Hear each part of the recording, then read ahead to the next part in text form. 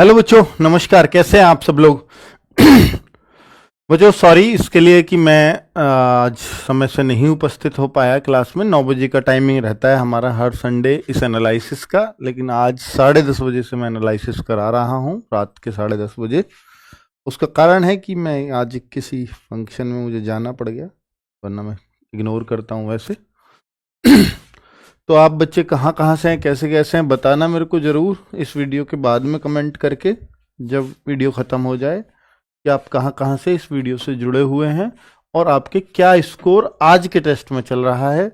और ये भी बताया करो साथ में कि पिछले मॉक टेस्ट में आपका क्या स्कोर था। अगर मैं ऑन एन एवरेज आज देखूं कि पिछले मॉक टेस्ट यानी जो पिछले संडे आपका मॉक टेस्ट हुआ था, उससे ये वाला टेस्ट 6 से 7 नंबर हार्ड था। 6 से 7 क्वेश्चन नहीं, 6 से 7 मार्क्स हर बच्चे के एवरेज घटे हैं।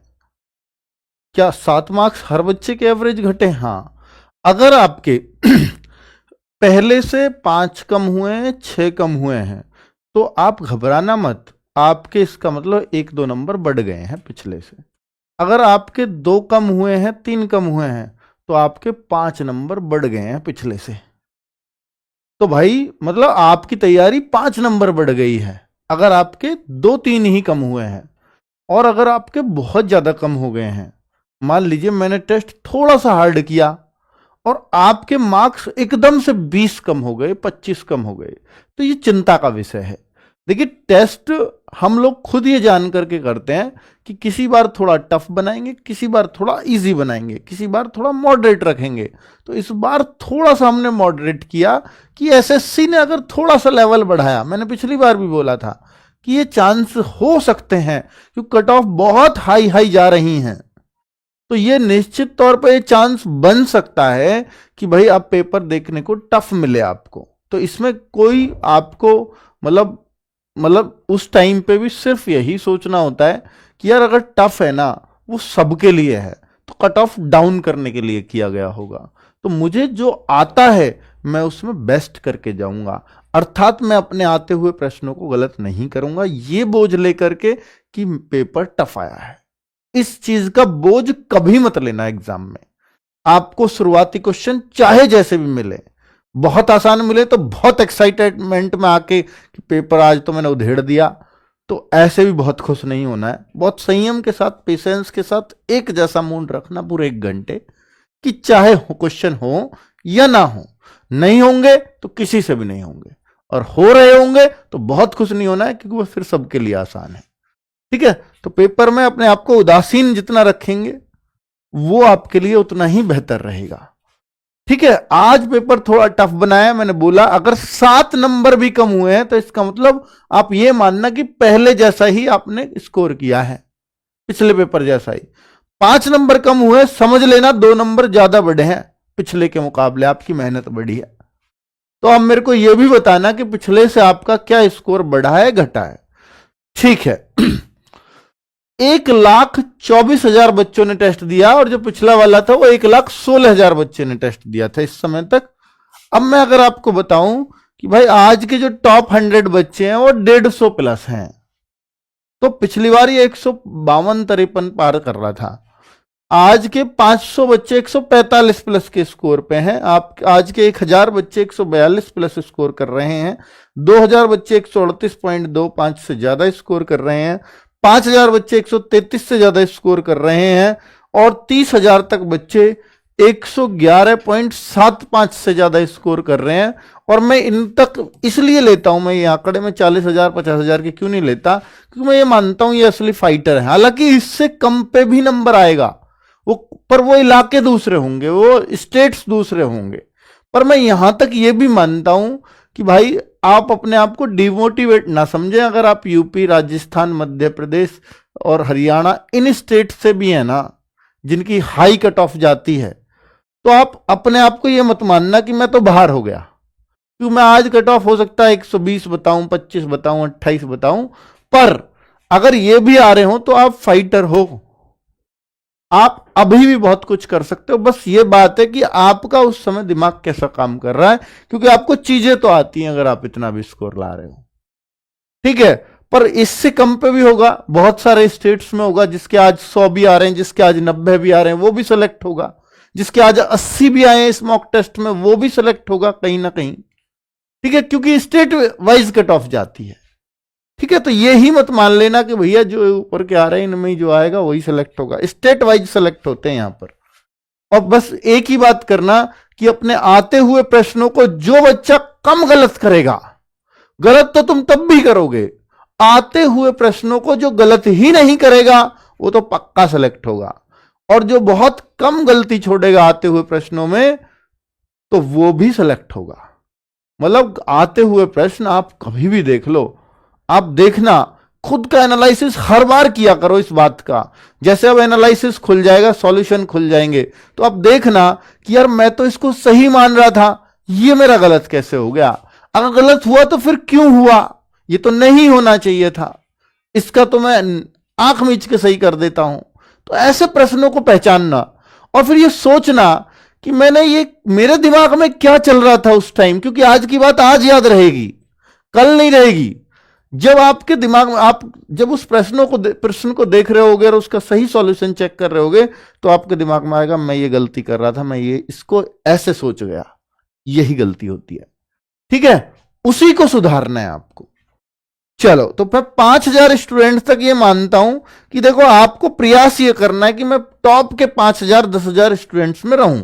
मैं तो कहता हूं 10,000 तक भी प्रयास करते हो तो भी बुरा नहीं है, स्पेशली यूपी, राजस्थान, जिन स्टेट्स की कट ऑफ जाती है, हरियाणा वगैरह। तो अगर मैं यहां आपको बोलने लगूं कि भाई देखो, अगर मैं 5000 की बात करता हूं तो यहां मैथ्स में आज 16-17 का अगर स्कोर आता तो आप 5000 रैंक में बन सकते थे, और रीजनिंग में 17-18 भी करते, और हिंदी में 17-18। तो अब आप कहोगे सर मैंने बाकी सब में तो 17-18 किए हैं, और मेरा जीएस 12 का नहीं होता, 13 का नहीं होता। ये 12-14 क्यों लिख रहा है? 13 के करीब एवरेज रहा होगा।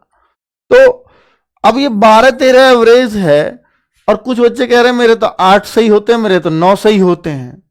तो फिर आपको ना ये स्कोर बढ़ाने पड़ेंगे, क्योंकि यहां सेक्शनल पास तो होना नहीं कि जीएस में मेरे को अलग से पास होना नहीं। आपका ये 9 नंबर है, मैं मानता हूं कमजोर है, मैं ये मान रहा हूं कि 10-12 नंबर इस पर लाए जा सकते थे। अगर आप एवरेज स्टूडेंट हो तो आज के पेपर में 11-12 जीएस के क्वेश्चन होने चाहिए, और अगर आपके 11-12 नहीं हो रहे तो फिर आप एवरेज से कम हो, आपकी जीके जितनी होनी चाहिए उससे कम है। तो फिर हम क्या करें भाई? अब मैं ये तो आपसे क्या ही कहूं कि नहीं आप बढ़ाओ और बढ़ाओ और बढ़ाओ, तो ये अगर ऐसे कहने से बढ़ती तो शायद अब तक बढ़ जाती। अब मैं यही कह रहा हूं, फिर बाकी 3 सब्जेक्ट इतने स्ट्रांग हो कि इनमें से ये मादा भी रखो कि मैं पूरे में से पूरे कर दूंगा। तो ये फिर 9-8 भी होते हैं, 10 भी होते हैं, तो कोई बुराई नहीं है। फिर बाकी को और स्ट्रांग कर लो, क्योंकि ये बहुत कोशिश करके भी नहीं बढ़ रही, ऐसे भी लग रहा होगा आपको।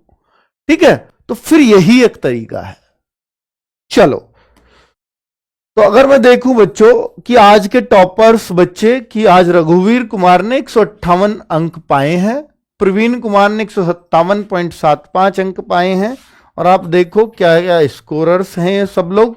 ऐसे ही लड़कियों में देखोगे आज की टॉप 10 गर्ल्स, सौम्या शर्मा 157.75 अंक पाई हैं, और सीक्रेट फोनिक्स ये गर्ल है कोई 157.75, काजल यादव 155.5, काशवी भी नाम कई बार से आ रहा है 153.5, और ये सारे नाम आप देख सकते हो कि बहुत जबरदस्त जबरदस्त स्कोर हैं लड़कियों के भी और लड़कों के भी।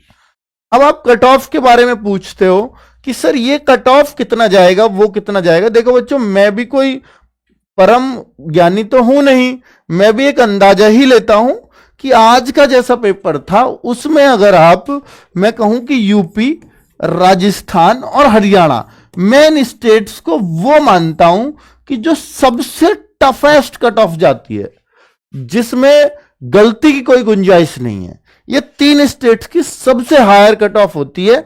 और मैं उसको ये मानता हूं कि भैया आज के पेपर में ना 127 128 कट ऑफ में मानता हूं आज के पेपर में, कि अगर आप ऐसा पेपर है तो आज इतने स्कोर करने पे आपका शायद इसमें नंबर आ जाना चाहिए। ठीक है, ये हमने नॉर्मल पेपर से हार्ड बनाया है। जो एसएसजीडी का रियल में पिछले पेपर हुए हैं पिछले 2 बार में, उनसे थोड़ा टफ रखा है।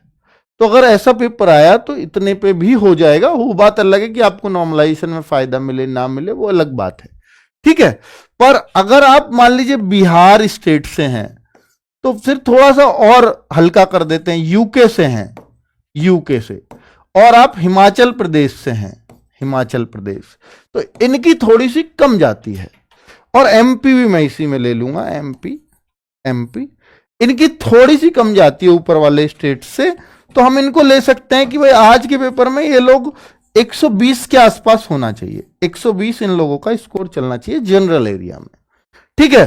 अब अगर मैं और बोलूं कि भाई आप महाराष्ट्र से हैं, आप वेस्ट बंगाल से हैं, आप अगर इन दोनों स्टेट से हैं, तो आपका फिर ये कट ऑफ, ये मैं मानता हूं करीब ये 112 आज के पेपर में होना चाहिए था, 112 के आसपास स्कोर, महाराष्ट्र वेस्ट बंगाल, ठीक है। तो करीब करीब इतना मैं मानता हूं कि आज के पेपर में होता तो अच्छा रहता।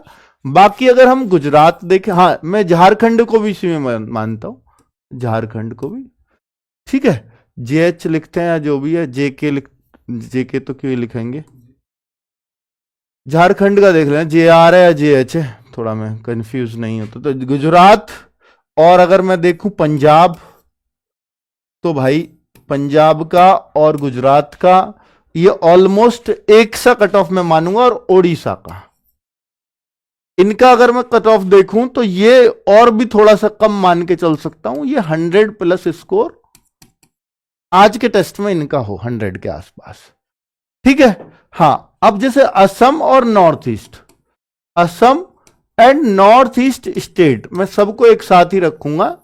तो ये आज के पेपर में 90 to 95 के आसपास अगर स्कोर कर रहे हैं तो बहुत अच्छा स्कोर कर रहे हैं। इससे मतलब 90 कहूंगा, 95 भी नहीं कहूंगा, तो 90 के आसपास स्कोर बहुत अच्छे स्कोर्स में काउंट होगा। हाँ, जे एंड के को भाई मैं इसमें ही रखता हूं साथ में, जे एंड के यही रखूंगा, ठीक है। हाँ, जे एंड के यही रखूंगा, और Tripura north east, Assam north east में हो गया। बाकी हाँ, राजस्थान में बता चुका हूं बच्चों, राजस्थान ये रहा, ठीक है। राजस्थान, हरियाणा, एमपी ये, हाँ छत्तीसगढ़ भी डाउन जाता है, तो छत्तीसगढ़ को आप यहां रख सकते हो, सीजी को, सीजी थोड़ा डाउन ही रहता है, तो आप यहां रख सकते हो, ठीक है। अब बॉर्डर एरिया, नक्सल एरिया, इसको ढूंढ पाना तो थोड़ा मुश्किल होगा। हाँ, दिल्ली जो है बच्चे बहुत हाई तो नहीं, पर हाँ आप इस रेंज में दिल्ली को रख लीजिए, इस वाली में, एचपी वाली रेंज में दिल्ली यहां करीब रखेंगे, ठीक है। बिहार में बता चुका हूं बच्चों, बिहार के लिए लिख रहा है, ओके, ठीक है। Thank you very much. आज का एनालिसिस खत्म होता है। नेक्स्ट एनालिसिस 9 बजे ही आएगा, अगले संडे में, 26 जनवरी को जी। धन्यवाद, नमस्कार।